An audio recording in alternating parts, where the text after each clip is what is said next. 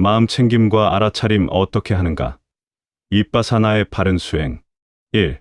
마음 챙김의 대상. 마음 챙김과 알아차림의 대상은 현재 나의 몸과 마음, 말과 행동입니다. 그렇다면 마음 챙김의 대상이 아닌 것은 무엇인가? 나의 과거의 몸과 마음, 말과 행동, 나의 미래의 몸과 마음, 말과 행동, 타인의 몸과 마음, 말과 행동. 이 세 가지는 마음 챙김의 대상이 아닙니다. 2. 통제할 수 없는 것. 마음 챙김의 대상이 아닌 것들은 통제할 수 없는 것들입니다. 자신의 과거의 몸과 마음, 말과 행동은 통제할 수 없습니다. 이미 사라져버렸기 때문입니다. 자신의 미래의 몸과 마음, 말과 행동도 통제할 수 없습니다. 아직 오지 않았기 때문입니다. 타인의 몸과 마음, 말과 행동은 과거이건 미래이건 현재이건 모두 다 통제할 수 없습니다. 이것들은 마음 챙기지 말아야 하고 통제하려고 시도하지 말아야 합니다. 관심 두지 말아야 합니다. 이것들에 마음 챙기고 통제하려고 할 때 그것은 결코 의도대로 되지 않기 때문에 자기 자신을 고통 속에 빠뜨릴 뿐입니다. 3. 알아차려야 하고 통제해야만 하는 것. 통제할 수 있는 것은 오직 지금 이 순간 나의 생각과 행위입니다. 행위는 세 가지가 있습니다. 몸의 행위, 말의 행위, 마음의 행위. 마음의 행위는 의도 그 자체입니다. 지금 나의 생각, 의도, 말, 행동. 이 네 가지가 마음 챙겨 알아차려야 하고 통제해야 할 대상입니다. 4. 알아차려야 하지만 통제할 수 없는 것. 정신현상인 수상행식 중에서 상 즉 생각과 행 즉 행위를 마음 챙기고 알아차려야 하고 통제해야 한다고 말했습니다. 그렇다면 수 즉 느낌과 식 즉 마음은 어떤가? 이것들 역시 마음 챙기고 알아차려야 하지만 통제할 수는 없습니다. 즐거운 느낌, 괴로운 느낌, 평온한 느낌. 이 세 가지 느낌은 육근 즉 눈, 귀, 코, 혀, 몸, 마음의 감각 접촉이라는 조건에 따라 발생합니다. 그것들은 통제할 수 없습니다. 통제하려고 하면 고통을 초래할 뿐입니다. 그저 마음 챙겨 알아차리고 일어나고 사라짐을 볼 뿐입니다. 또한 어떤 원인과 조건으로 고통이 발생하는지 그 원인과 조건을 꿰뚫어 볼 뿐입니다. 견문각지 즉 보아서 알고, 견, 들어서 알고, 문, 냄새 맡고, 맛보고, 몸의 감촉을 느껴서 알고, 각, 사유에서 아는 것, 지. 이것들은 대상을 식별하는 마음입니다. 볼 때는 보일 뿐입니다. 들을 때는 들릴 뿐입니다. 감각할 때는 감각될 뿐입니다. 알 때는 알려질 뿐입니다. 아는 마음 자체는 통제할 수 없지만 그 마음에 마음 챙기고 알아차려야 하고 마음에 일어나고 사라짐을 관찰하여야 합니다. 5. 어떻게 통제하는가? 다시 말해서 느낌과 마음과는 달리 생각과 행위 즉 의도, 말, 행동은 통제해야 합니다. 어떻게 통제하는가? 지금 나의 생각과 행위가 유익한 것, 즉 선한 것이라고 알아차렸다면 그 생각과 행위는 늘리고 키워서 충만하게 되도록 노력해야 합니다. 지금 나의 생각과 행위가 해로운 것, 즉 불선한 것이라고 알아차렸다면 그 생각과 행위는 그치고 가라앉게 하고 없애기 위해 노력해야 합니다. 6. 선을 키우고 불선을 끊는 수행. 그렇다면 선은 무엇이고 불선은 무엇인가? 어떤 것이 유익하고 어떤 것이 해로운가? 첫째, 심적인 측면. 오욕이라는 감각적 욕망의 대상을 생각하고 그것을 얻으려고 의도하는 것은 해로운 것입니다. 오욕은 형상, 소리, 냄새, 맛, 감촉이라는 물질적 대상에 대한 감각적 욕망입니다. 즉 재물욕, 성욕, 식욕, 명예욕, 수면욕입니다. 이것은 깨달음과 해탈을 추구하는 수행자, 즉 출가자인 스님과 제가 수행자의 관점에서 말하는 것이며 수행을 하지 않는 제가자의 관점에서는 오욕을 불선이라고 말하는 것은 너무 엄격한 기준입니다. 성냄의 대상을 생각하는 것도 해로운 것입니다. 분노, 원망, 저기의 대상을 사유하는 것입니다. 성냄은 부글부글 끓는 물과 같습니다. 성냄은 자비, 지혜, 믿음 등의 선한 마음을 파괴합니다. 그 해로움을 잘 알아야 합니다. 악의를 품는 것도 해로운 것입니다. 혐오하는 대상을 살해하거나 상처를 주려고 생각하고 의도하는 것, 대상의 명예를 실추시키어 생각하고 의도하는 것, 대상의 재물을 없애거나 손상시키어 생각하고 의도하는 것, 그의 가족이나 소유물을 빼앗으려고 의도하는 것 등입니다. 둘째, 지적인 측면, 몸과 마음, 물질과 정신에 대하여 거꾸로 뒤집힌 전도의 사유는 해로운 것입니다. 오온 즉 몸과 마음, 정신과 물질은 시시각각 변하고 결국 소멸하는 무상한 것인데 이것을 항상한 것이라고 변하지 않고 그대로 있다고 착각하는 전도된 생각은 해로운 것입니다.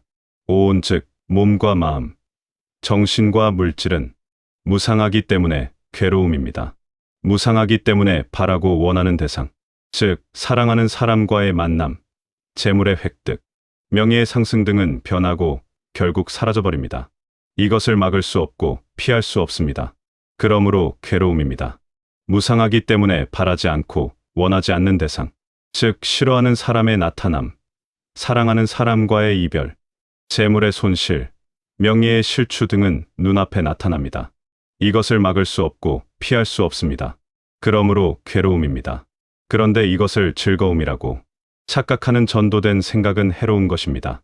오온 즉 몸과 마음, 정신과 물질은 그 가운데 변하지 않고 소멸되지 않는 고정불변의 자아가 없습니다. 무아입니다.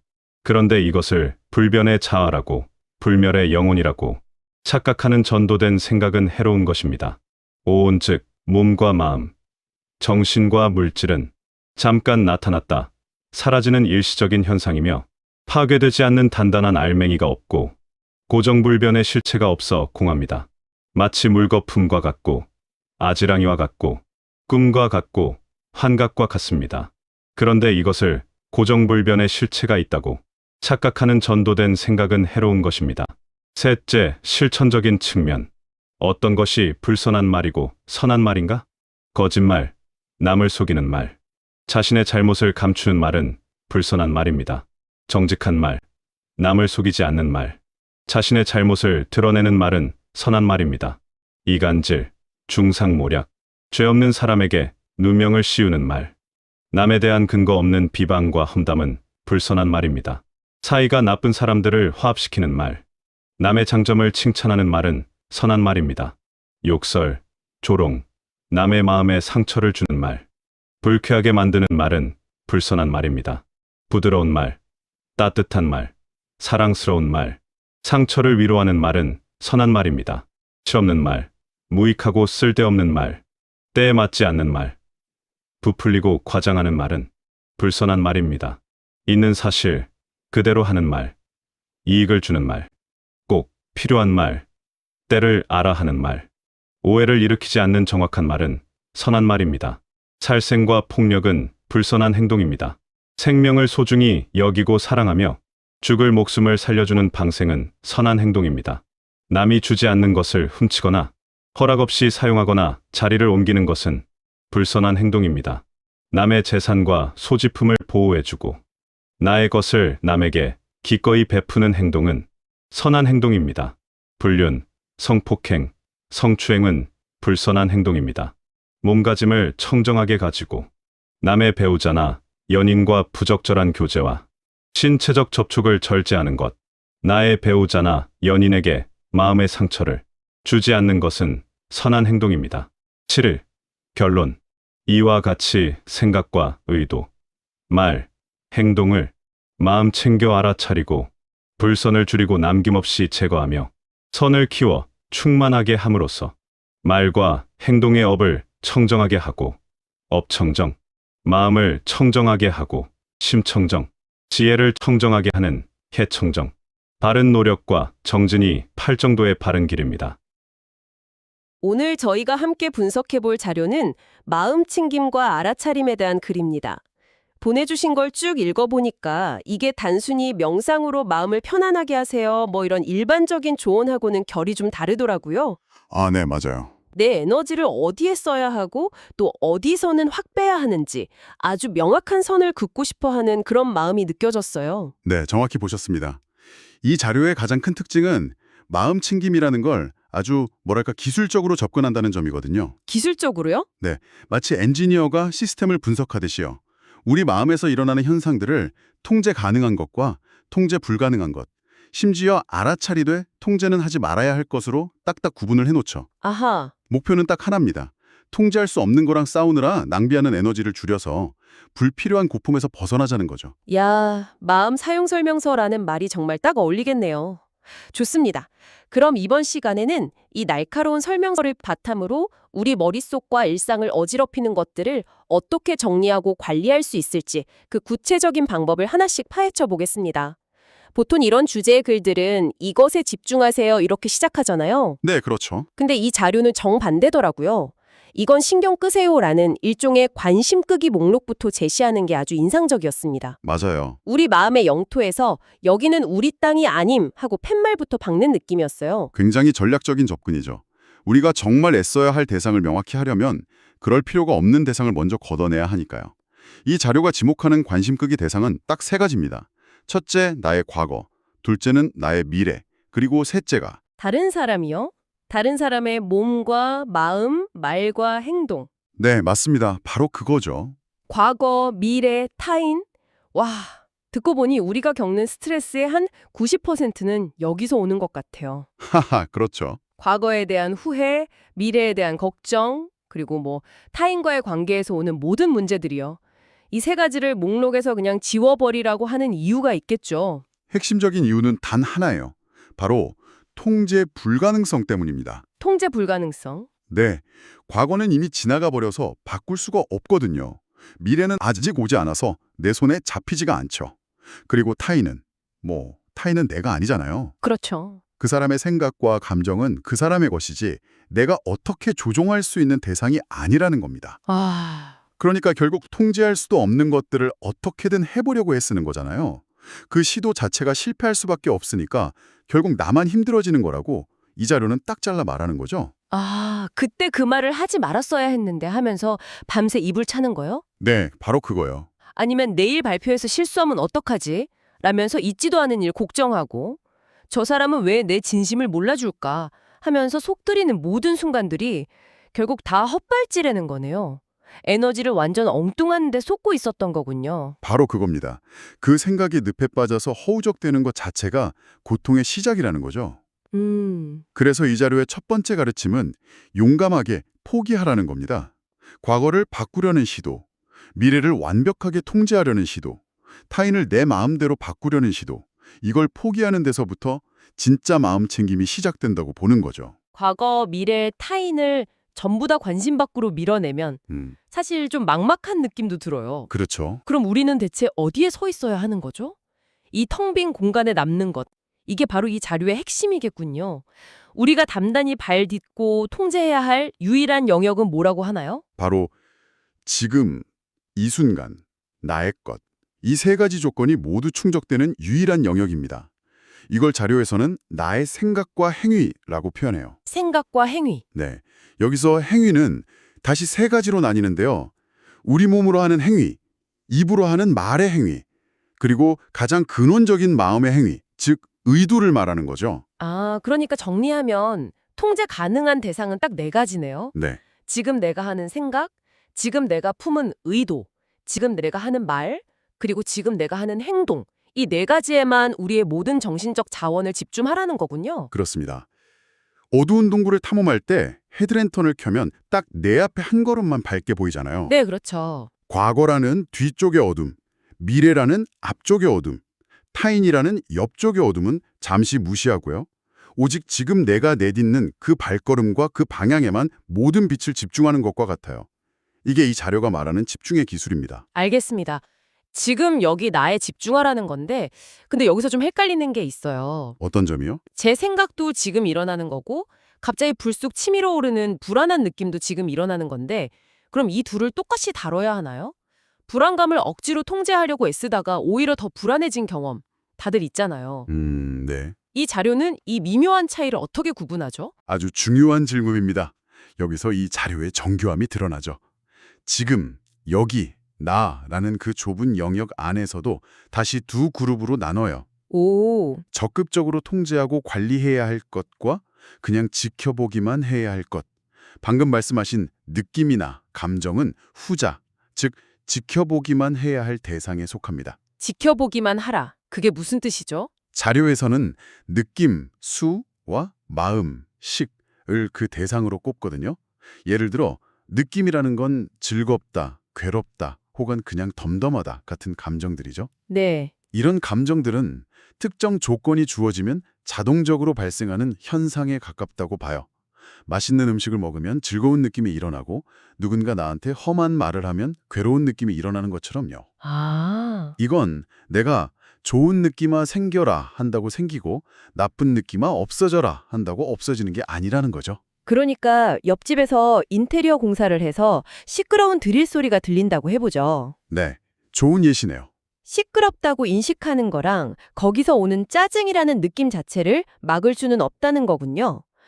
짜증 내지 말아야지 하고 억누를수록 오히려 더 신경 쓰이고 화가 나던데 그게 바로 통제 불가능한 걸 통제하려고 했기 때문이군요. 정확합니다. 이 자료의 조언은 그럴 때 이렇게 하라는 거예요. 아, 드릴 소리가 들린다. 그리고 내 안에서 짜증이라는 이름의 느낌이 지금 피어오르고 있구나 하고 마치 강 건너 불구경하듯이 혹은 TV 드라마 속 인물의 감정을 보듯 한 걸음 떨어져서 알아차리기만 하라는 거죠. 그걸 미워하거나 없애려고 싸우지 말고요. 네, 그저 일어났구나 그리고 곧 사라지겠지 하고 지켜보는 겁니다. 느낌뿐만 아니라 마음, 즉 인식 자체도 마찬가지라고 하던데요. 볼 때는 보일 뿐이고 들을 때는 들릴 뿐이다. 이런 구절이 나오던데 이건 좀 더 설명이 필요할 것 같아요. 그건 대상을 인식하는 우리 마음의 작용, 그러니까 식에 대한 이야기입니다.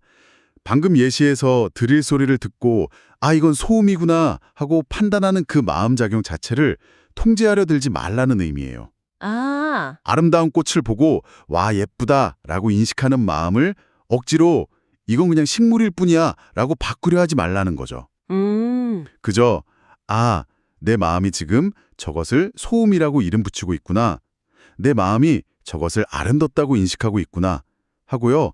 내 마음이 어떻게 작동하는지 그 메커니즘 자체를 관찰하라는 겁니다. 마치 CCTV로 내 마음속에서 일어나는 일을 중계방송하듯이요. 와, 이거 정말 흥미롭네요. 정리해보면 이렇군요.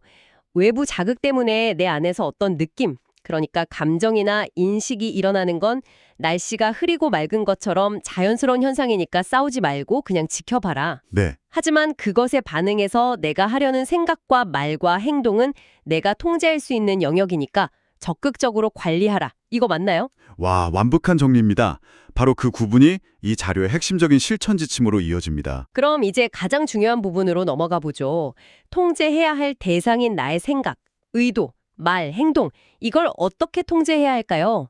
그냥 내키는 대로 하면 되는 건 아닐 텐데요. 맞아요. 이 부분에 대한 가이드라인이 굉장히 구체적이더라고요. 네, 원칙은 아주 명료합니다. 현재 내 안에서 일어나려는 생각이나 행위가 유익한 것, 그러니까 자료의 표현을 빌리자면 선한 것이라고 알아차렸다면요. 그게 더 자라나도록 북돋아주고 반대로 해로운 것, 불선한 것이라고 알아차렸다면 그 싹을 잘라내고 멈추기 위해 노력하라는 겁니다. 그렇다면 그 기준, 즉 무엇이 선이고 무엇이 불선인지 판단하는 기준이 굉장히 중요해지겠네요. 네, 그렇죠. 이 자료는 그 기준을 세 가지 차원에서 아주 체계적으로 제시합니다. 심적인 차원, 지적인 차원, 그리고 가장 구체적인 실천적 차원. 하나씩 자세히 들여다보죠. 좋습니다. 먼저 심적인 차원에서 해로운 것, 즉 우리가 멈춰야 할 마음 상태 세 가지를 제시합니다. 첫째는 감각적 욕망, 우욕입니다. 재물, 성욕, 식욕, 명예욕, 수면욕 같은 5가지 감각적 대상에 대한 지나친 갈망과 집착을 말해요. 잠깐만요. 식욕이나 수면욕은 생존에 필수적인 건데 이것도 해롭다고 하면 좀 너무한 것 아닌가요? 좋은 지적입니다. 그래서 자료에서도 이 기준이 깨달음을 추구하는 수행자의 관점이라서 일반인에게는 다소 엄격할 수 있다는 점을 언급해요. 아, 여기서 핵심은 욕망 그 자체가 나쁜 게 아니라 그 욕망의 노예가 되는 상태가 해롭다는 겁니다. 아, 노예가 되는 상태. 네, 맛있는 음식을 즐기는 건 자연스러운 기쁨이지만 그 맛을 잊지 못해서 다음 식사 때까지 괴로워하거나 과식으로 건강을 해친다면 그건 해로운 탐욕이 되는 거죠. 그 경계를 알아차리는 게 마음 챙김의 역할입니다. 알겠습니다. 욕구와 탐욕의 차이를 아는 것이 중요하군요. 두 번째 해로운 마음은 뭔가요? 두 번째는 성냄입니다. 분노, 원망, 적에 같은 마음 상태죠. 자료에서는 이 성냄을 부글부글 끓는 물에 비유하는데 이 물이 끓어오르면 그 안에 담긴 다른 좋은 것들이 다 파괴된다고 설명해요. 자비심이나 평온함, 지혜 같은 것들이요. 마지막 세 번째는 악의입니다. 이건 단순히 화를 내는 수준을 넘어서 타인에게 구체적인 해를 입히려는 의도를 품는 거예요. 저 사람이 망했으면 좋겠다거나 누군가의 명예를 실추시키려는 계획을 세우는 것 같은 마음이죠. 이런 마음들은 일어나는 즉시 알아차리고 멈춰야 할 최우선 대상으로 꼽습니다. 다음은 지적인 차원이네요.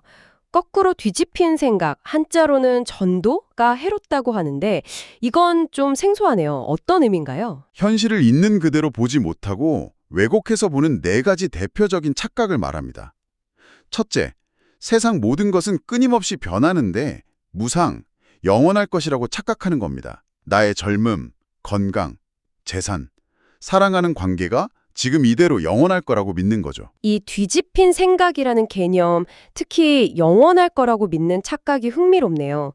요즘 성공이나 파이어족을 향해서 끊임없이 달려가는 문화와도 연결되는 것 같아요. 오, 그렇죠. 영원할 것 같은 부나 젊음을 쫓지만 이 자료의 관점에서 보면 그 추구 자체가 이미 현실과 어긋난 고통의 씨앗이라는 좀 서늘한 경고처럼 들리기도 합니다. 정확한 통찰입니다. 두 번째 착각은 그 연장선에 있어요. 모든 것은 변하기 때문에 본질적으로 불안정하고 그래서 괴로움, 고의 속성을 갖는데 이걸 완전한 즐거움이라고 착각하는 겁니다. 아무리 즐거운 순간도 결국엔 변하고 사라지기 마련인데 그 순간이 영원할 거라 믿고 집착하면 사라졌을 때 더 큰 고통을 겪게 되죠. 나머지 두 가지 착각도 비슷한 맥락이겠네요. 그렇습니다. 셋째는 고정불변의 독립적인 나라는 실체는 없는데 무아인데 어떤 상황에서도 변치 않는 단단한 자아가 있다고 착각하는 거고요. 마지막 넷째는 모든 현상이 수많은 원인과 조건이 얽혀서 잠시 나타났다 사라지는 것일 뿐이라 텅 비어있는데 공인데 마치 그 안에 고정된 실체가 있는 것처럼 착각하는 겁니다. 이 네 가지 뒤집힌 생각들이 해로운 이유는 현실과 다른 잘못된 기대를 품게 만들어서 결국 우리를 실망과 고풍으로 이끌기 때문이에요. 자, 마지막으로 가장 구체적이고 실용적인 실천적 차원입니다. 우리의 말과 행동에 대한 지침인데 이건 정말 당장 오늘부터 적용해 볼 수 있겠어요? 네, 해로운 말, 즉 불선한 말은 네 가지로 정리됩니다. 첫째, 거짓말. 둘째, 이간질하는 말. 셋째, 욕설처럼 거칠고 상처 주는 말. 그리고 넷째가 흥미로운데 실없는 말입니다. 실없는 말이요? 그냥 농담이나 잡담 같은 것도 해로워한가요? 이 자료의 관점은 그렇습니다. 아무런 유익함도 없고 목적도 없이 그냥 시간을 때우기 위해 하는 가십이나 의미 없는 농담들이 여기에 해당될 수 있죠. 그 말이 나와 상대방에게 어떤 긍정적인 영향도 주지 못하고 오히려 정신적 에너지만 낭비하게 만든다면 해로운 것으로 보는 겁니다. 저는 이 실없는 말이 해롭다는 부분이 특히 가슴에 와닿네요. 아, 그러세요? 어색한 침묵을 깨려고 혹은 그냥 대화에 끼고 싶어서 별 의미 없는 말을 던지고 나서 후회할 때가 있거든요. 네네. 그 순간의 에너지를 아껴서 정말 필요 한마디에 쓰는 훈련이라고 생각하니까 이게 단순한 도덕률이 아니라 굉장히 효율적인 에너지 관리법처럼 느껴집니다. 바로 그겁니다. 반대로 유익한 말, 선한 말은 이 네 가지를 뒤집으면 돼요. 정직한 말, 사람들을 화합시키는 말, 부드럽고 따뜻한 말, 그리고 듣는 사람에게 유용한 말이죠. 행동은요? 해로운 행동 세 가지는 더 명확합니다. 살생과 폭력, 남의 것을 훔치는 도둑질, 그리고 불륜과 같은 잘못된 성적 행위입니다. 당연히 선한 행동은 그 반대겠죠. 생명을 존중하고 나의 것을 나누고 베풀며 몸가짐을 단정하고 청정하게 하는 것입니다. 기준이 정말 명확하네요. 지금 내 안에서 어떤 의도가 일어나거나 입 밖으로 어떤 말이 나오려고 할 때 방금 이야기한 이 기준들을 잠시 비춰보는 거죠. 네, 이건 탐욕인가? 성냄인가? 이건 거짓말인가? 실없는 말인가? 이렇게 알아차리기만 해도 무엇을 멈추고 무엇을 계속해야 할지 길이 분명해지겠어요. 그것이 바로 이 자료가 말하는 수행의 전부입니다. 알아차리고 정지, 판단하고 정견, 올바른 방향으로 노력하는 것, 정정진. 이 과정의 반복인 거죠. 오늘 우리가 깊이 파고든 내용을 한 문장으로 정리해본다면 마음챙김이란 통제 불가능한 과거, 미래, 타인이라는 외부의 소음은 볼륨을 줄이고 오직 지금 여기 나의 내면이라는 채널에 주파수를 맞추는 훈련이라고 할 수 있겠네요. 맞습니다. 그리고 그 채널 안에서도 날씨처럼 변하는 느낌과 인식은 그저 관찰하고 내가 직접 조종할 수 있는 생각과 행동은 유익함과 해로움의 기준에 따라 적극적으로 조율하는 것이고요. 이렇게 해로운 것은 덜어내고 유익한 것은 키워나가는 과정을 꾸준히 반복하면 이 자료의 결론처럼 우리의 행동이 맑아지고 업청정, 마음이 맑아지며 심청정, 궁극적으로는 지혜가 맑아진다.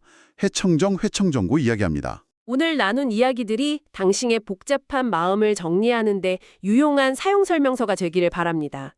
마지막으로 당신이 스스로에게 던져볼 만한 질문 하나를 남겨드리고 싶네요. 이 자료에서는 실없는 말, 무익하고 쓸데없는 말을 해로운 것으로 분류했습니다. 만약 딱 하루만 의식적으로 그런 목적 없는 말을 전혀 하지 않고 살아본다고 상상해보세요. 당신의 대화는 어떻게 달라질까요? 당신과 다른 사람의 관계, 그리고 가장 중요하게는 당신의 내면에서는 과연 어떤 변화가 일어나게 될까요?